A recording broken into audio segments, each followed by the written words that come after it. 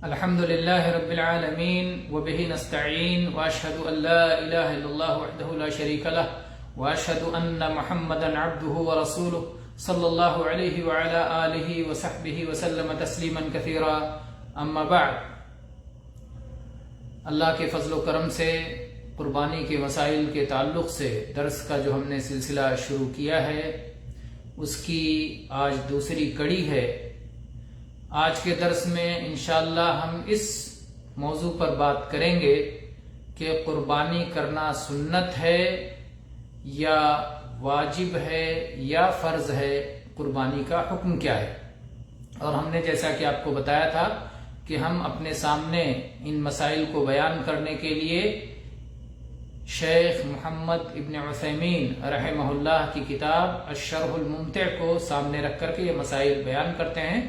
تو شیخ نے فرمایا کہ اس سلسلے میں علماء کے اقوال ہیں. پہلا قول یہ ہے، قربانی کے سلسلے میں پہلا قول یہ ہے جو حنبلی مذہب کا قول ہے کہ یہ سنت ہے، اور جو شخص قربانی کی طاقت رکھتا ہو اور اس کے باوجود قربانی نہ کرے تو ایسا عمل مکروہ ہے. یعنی قدرت کے باوجود قربانی نہ کرنا مکروہ ہے اور قربانی کرنا سنت ہے. یہ مذہب حنبلی میں ہے اور یہ پہلی رائے ہے علماء کی. دوسری رائے یہ ہے کہ قربانی واجب ہے. قربانی واجب ہے اور یہ امام ابو حنیفہ رحمہ اللہ کا مذہب ہے، اور ایسے ہی امام احمد رحمہ اللہ سے بھی ایک روایت ہے، اور امام ابن تیمیہ رحمہ اللہ نے اسی رائے کو اختیار کیا ہے، اور وہ فرماتے ہیں کہ بظاہر یہ واجب معلوم ہوتا ہے. ان الظاہر وجوبها، قربانی کا واجب ہونا ہی ظاہر ہے، اور جو شخص قربانی کی طاقت رکھے اور اس کے باوجود قربانی نہ کرے تو گنہگار ہوگا. امام ابن تیمیہ رحمہ اللہ جب واجب فرمائیں تو یہ فرض کے معنی میں ہوتا ہے.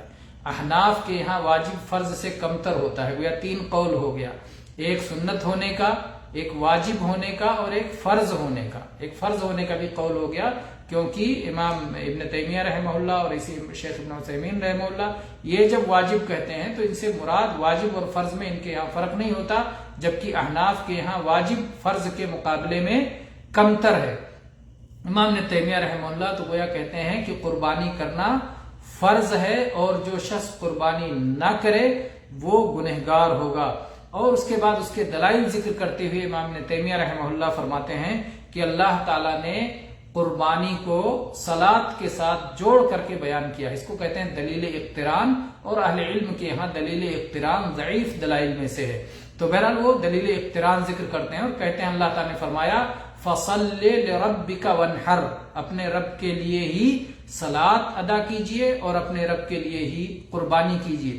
تو اللہ تعالیٰ نے صلاۃ اور نحر دونوں کو ایک ساتھ ملا کے ذکر کیا ہے. اور ایسے ہی اللہ تعالیٰ نے ایک اور آیت میں قُلْ إِنَّ صَلَاتِي وَنُسُكِي وَمَحْيَايَ وَمَمَاتِي لِلَّهِ رَبِّ الْعَالَمِينَ، اس آیت میں بھی صلاتی ونسکی، کہہ دیجئے کہ میری صلاۃ اور میری قربانی، اللہ نے دونوں کو ایک ساتھ جوڑ کے ذکر کیا. اور صلاۃ اللہ کے یہاں فرض ہے، اس لیے قربانی بھی فرض ہے. یہ امام ابن تیمیہ رحمہ اللہ کی رائے ہے.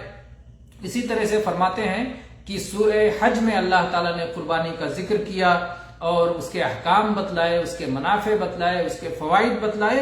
اور جس چیز کی یہ شان ہو، یعنی جس کو قرآن پاک میں اتنا مقام ملے، اس طرح سے اس کے احکام و مسائل جس کے بیان کیے جائیں، وہ ہر اس شخص پر لازم ہونا چاہیے جس کے پاس اس کی قدرت ہو. یہ امام ابن تیمیہ رحمہ اللہ کی رائے ہے. یہ دوسری یا بلکہ آپ کہیں کہ تیسری رائے یہ ہو جاتی ہے.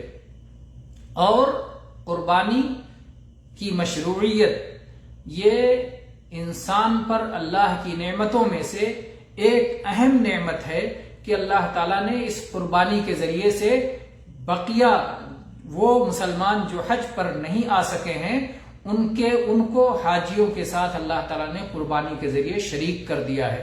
حج میں ایک اہم عمل قربانی ہے. اللہ تعالیٰ نے یہ عمل باقی مسلمانوں کے لیے مشروع کر کے ان کو حج میں باقی مسلمانوں کے ساتھ شریک کر دیا ہے. اور حاجیوں کے لیے جو قربانی ہوتی ہے اس کا نام ہدی ہے، اور جو مسلمان اپنے اپنے گھروں پہ قربانی کرتے ہیں اس کا نام اضحیہ ہے۔ تو اللہ تعالیٰ نے اس طرح سے باقی مسلمانوں کو جو حج پہ نہیں پہنچ سکے ہیں حاجیوں کے ساتھ شریک کر دیا ہے۔ یہ اللہ تعالیٰ کا فضل و کرم ہے۔ اسی طرح سے اللہ تعالیٰ کا ایک فضل و کرم باقی مسلمانوں پر یہ بھی ہے کہ حاجیوں کے ساتھ ایک اور مسئلے میں بھی شریک کر دیا ہے۔ جو مسلمان قربانی کا ارادہ رکھے تو عید الاضحیٰ کا چاند دیکھنے کے بعد سے اس وقت تک جب تک وہ اپنی قربانی ذبح نہیں کر لیتا تب تک اسے اپنے ناخن، اپنے بال اور اپنا چمڑا، اپنا کھال کاٹنے سے بچنا چاہیے۔ جیسا کہ حاجیوں کے ساتھ ہوتا ہے کہ ایک حاجی جب احرام باندھ لیتا ہے تو بہت ساری چیزیں اس کے اوپر منع ہو جاتی ہیں، اس میں سے ناخن اور بال کاٹنا بھی ہے۔ تو اس مسئلے میں بھی اللہ تعالیٰ نے غیر حاجی کو حاجی کے ساتھ شریک کر دیا۔ یہ اللہ کا فضل و کرم ہے۔ اگر اللہ تعالیٰ کی طرف سے یہ مشروعیت نہ ہوتی، اگر غیر حاجیوں کے لیے اضحیہ اور قربانی کو مشروع نہ کیا گیا ہوتا اور ان کے لیے ناخن اور بال کاٹنے سے بچنے کے لیے نہ کیا گیا ہوتا اور کوئی یوں ہی اپنی طرف سے حاجیوں کے ساتھ اس مسئلے میں شریک ہونے کی کوشش کرتا تو اسے بدعت قرار دیا جاتا۔ تو اللہ کا یہ فضل و کرم ہے کہ اس نے اسے مشروع قرار دیا ہے۔ جیسے بہت سارے لوگ آج بدعات کا ارتکاب کرتے ہیں، جو حج پہ آئے، مکہ مکرمہ حج کرنے کے لیے آئے یا عمرہ کرنے کے لیے آئے، اسی کے لیے احرام پہننا مشروع ہے۔ بہت سارے بدعتی کیا کرتے ہیں، وہ مکہ سے دور رہ کر کے دنیا کے کسی اور ملک میں وہاں وہ احرام پہنے رہتے ہیں، کہتے ہیں میں تو بھائی ہمیشہ احرام پہنتا ہوں۔ ہمیشہ احرام پہننا بدعت ہے۔ اللہ کے نبی کریم صلی اللہ علیہ وسلم نے اس کی اجازت نہیں دی ہے۔ تو اس لیے اپنی طرف سے کوئی ایسا عمل کرنا جس کی اجازت رسول اللہ صلی اللہ علیہ وسلم نے نہیں دی ہے، اس کو دین بنا لینا، اس کو کار ثواب بنا لینا، یہی تو بدعت ہے۔ تو اگر اللہ تعالیٰ نے حاجیوں کے علاوہ دوسروں کے لیے قربانی مشروع نہ کی ہوتی اور لوگ اپنی طرف سے حاجیوں کے ساتھ شریک ہونے کے لیے قربانی کر لیا کرتے تو بدعت ہوتا۔ اللہ تعالیٰ نے جیسے حاجیوں کو ناخن اور بال کاٹنے سے منع کیا ہے، اگر دوسرے لوگ اپنی طرف سے بنا کے اللہ کی اجازت کے بغیر کر لیتے تو یہ بدعت ہوتا، لیکن اس کو اللہ نے مشروع قرار دے دیا ہے، اس لیے اب یہ بدعت نہیں بلکہ سنت ہے۔ لیکن احرام کو اللہ نے مشروع نہیں قرار دیا، اس لیے اگر کوئی احرام پہنتا ہے اپنی طرف سے جبکہ وہ حج میں نہیں آیا ہوا اور کہتا ہے میں تو احرام میں رہتا ہوں، تو یہ اس کی فضیلت نہیں ہے بلکہ وہ بدعتی شخص ہے، وہ بدعتی ہے۔ اور ایسی بدعتوں سے ہمیں آگاہ رہنا چاہیے، نہ کہ ہمیں انہیں بزرگ مان لینا چاہیے۔ بعض لوگ تو ارے فلاں تو بڑے بزرگ ہیں اور وہ تو ہمیشہ احرام پہنے ہوئے رہتے ہیں۔ نہیں، یہ بزرگی نہیں ہے، وہ بدعتی شخص ہے جو اپنی طرف سے دین بنا رہا ہے، جو اللہ کے ہاں ناقابل قبول ہے۔ تو بہرحال بات یہ چل رہی تھی کہ اللہ تعالیٰ نے جو ہے قربانی کو اور قربانی کے ساتھ ناخن اور بال کاٹنے سے رک جانے کو مشروع قرار دیا۔ یہ اللہ کا فضل و کرم ہے کہ ایک شخص حج کو نہیں جاتا لیکن حاجیوں کے ساتھ بعض اعمال میں شریک ہو جاتا ہے۔ اس کے بعد شیخ ابن عثیمین رحمہ اللہ اس مسئلے میں اپنی رائے رکھتے ہوئے فرماتے ہیں قربانی سنت ہے یا واجب ہے۔ اس مسئلے میں شیخ ابن عثیمین رحمہ اللہ اپنی رائے کہتے ہیں فالقول بالوجوب اظہر من القول بعدم الوجوب، واجب ہونے والی بات واجب نہ ہونے والی بات کے مقابلے میں زیادہ ظاہر ہے، لیکن ولیکن بشرط القدرہ، لیکن قدرت کی شرط کے ساتھ، یعنی اگر کوئی شخص مستطیع ہے، کوئی شخص قربانی کرنے پر قادر ہے تو اس کے اوپر واجب ہے، فرض ہے۔ لیکن وہ شخص جو عاجز ہے، جس کے پاس اپنے گھر کا خرچہ نہیں ہے، جس کے اوپر قرضہ چڑھا ہوا ہے، جو شخص مستطیع نہیں ہے، جسے قربانی کرنے کی طاقت نہیں ہے، تو ایسے شخص کے اوپر قربانی کرنا واجب نہیں ہے، اس کے اوپر قربانی کرنا لازم نہیں ہے۔ اور اگر کسی شخص کے اوپر قرض ہے تو اسے قربانی کرنے سے پہلے قرض کی ادائیگی کرنی چاہیے، نہ کہ یہ کہ قرض لے کر کے قربانی کرے، نہیں، ایسا نہیں ہے۔ پھر یہ بات آپ جان لیں کہ ان علماء کی بات زیادہ راجح معلوم ہوتی ہے، یہ شیخ ابن عثیمین رحمہ اللہ کی بات ختم ہو گئی، ان علماء کی بات زیادہ راجح معلوم ہوتی ہے جو قربانی کو سنت قرار دیتے ہیں، امام بخاری رحمہ اللہ، اور اسی طرح سے محدثین اور اہل الحدیث کی رائے یہی ہے کہ قربانی کرنا سنت مؤکدہ ہے، قربانی کرنا سنت مؤکدہ ہے۔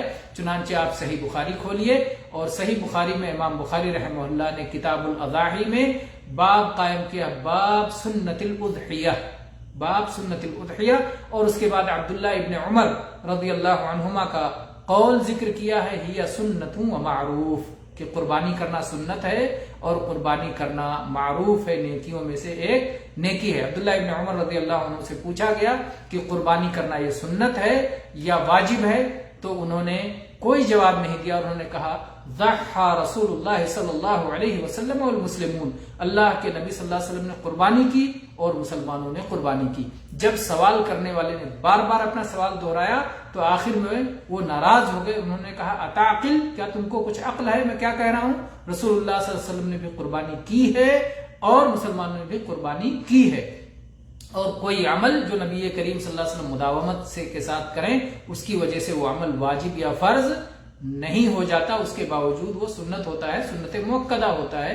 جیسے نبی کریم صلی اللہ علیہ وسلم عام طور پہ سنن رواتب آپ پڑھا کرتے تھے، لیکن اس کی وجہ سے اس کو فرض یا واجب کہہ دیں گے، وہ سنت ہی ہے۔ اسی طرح سے اور بھی معاملات میں تو قربانی کا سنت ہونا زیادہ جو ہے قوی ہے، قربانی کا سنت ہونا یہ زیادہ قوی ہے، اور اسی طرح سے ان لوگوں کے دلائل زیادہ مضبوط ہیں جو اسے سنت قرار دیتے ہیں، اور سنت مؤکدہ معلوم ہوتا ہے اس لیے کہ وہ حدیث اگر صحیح ہو بشرط صحت، بعض لوگوں نے اس حدیث پہ کلام کیا ہے، بعض اہل علم نے اسے صحیح بھی قرار دیا ہے کہ نبی صلی اللہ علیہ وسلم نے فرمایا من وجد سعة ولم يضحي فلا يقربن مصلانا، کہ جس آدمی کے پاس قدرت ہو، گنجائش ہو، طاقت ہو، استطاعت ہو، اور اس کے باوجود قربانی نہ کرے تو وہ ہماری عیدگاہ میں نہ آئے۔ اس سے معلوم ہوتا ہے کہ قربانی کرنا سنت مؤکدہ ہے، اللہ کے نبی صلی اللہ علیہ وسلم نے اس کے ذریعے سے تاکید فرمائی ہے۔ تو بہرحال قربانی کا شرعی حکم کیا ہے؟ قربانی کا شرعی حکم یہ ہے کہ وہ سنت مؤکدہ ہے، اور طاقت رہتے ہوئے، قربانی کی طاقت رہتے ہوئے اسے چھوڑ دینا یہ کراہت سے خالی نہیں ہے۔ البتہ جو لوگ یہ کہتے ہیں کہ ہر صاحب نصاب پر واجب ہے، اس کی کوئی صریح دلیل نہیں ہے، نہ قرآن پاک میں نہ نبی صلی اللہ علیہ وسلم کی حدیث میں۔ البتہ وہ استطاعت کی، من وجد سعة، جو آدمی گنجائش پائے، طاقت پائے، فراخی پائے، وسعت پائے، اس کی تشریح کر لیتے ہیں کہ جو آدمی کے پاس اتنا مال ہو گیا کہ اللہ تعالیٰ نے اس پر زکوٰۃ واجب کر دیا، وہ تو مستطیع ہے، لیکن جب آپ نے اس کو مستطیع کر دیا قربانی کے لیے، حالانکہ وہ زکوٰۃ کا مستطیع اللہ نے اسے مانا ہے، قربانی کا مستطیع آپ بنا رہے ہیں اس پر قیاس کر کے، اور اگر آپ نے اسی کو مستطیع قرار دیا جو صاحب نصاب ہے، اور جو صاحب نصاب نہیں ہے اس کو آپ نے غیر مستطیع قرار دیا، جبکہ ایسا ضروری نہیں ہے کہ ایک آدمی صاحب نصاب نہ ہو تو غیر مستطیع ہو، ایسا ضروری نہیں۔ ایک آدمی کے پاس سونا چاندی اتنا نہیں ہے کہ جس کے اوپر زکوٰۃ واجب ہو، لازم ہو، لیکن اس نے بکریاں پال رکھی ہیں، اور اتنی بکریاں نہیں ہیں کہ جن کے اوپر زکوٰۃ واجب ہو، اور وہ قربانی کر سکتا ہے، مستطیع ہے، اس لیے کوئی مسئلہ نہیں، تو آپ کو مستطیع سے کیسے اسے خارج کر رہے ہیں؟ تو اس لیے جب آپ ایک تحدید کر رہے ہیں تو اس تحدید کی کوئی شرعی دلیل ہونی چاہیے، اور اس تحدید کی کوئی شرعی دلیل نہیں ہے، اس لیے ہر صاحب نصاب پر قربانی لازم کر دینا یہ بالکل جو ہے دلائل سے بعید ہے، تو بہرحال کہنا یہ ہے کہ قربانی کا سنت مؤکدہ ہونا ہی سب سے راجح معلوم ہوتا ہے۔ واللہ تعالی اعلم، وصلی اللہ علی نبینا وسلم، والحمد للہ رب العالمین۔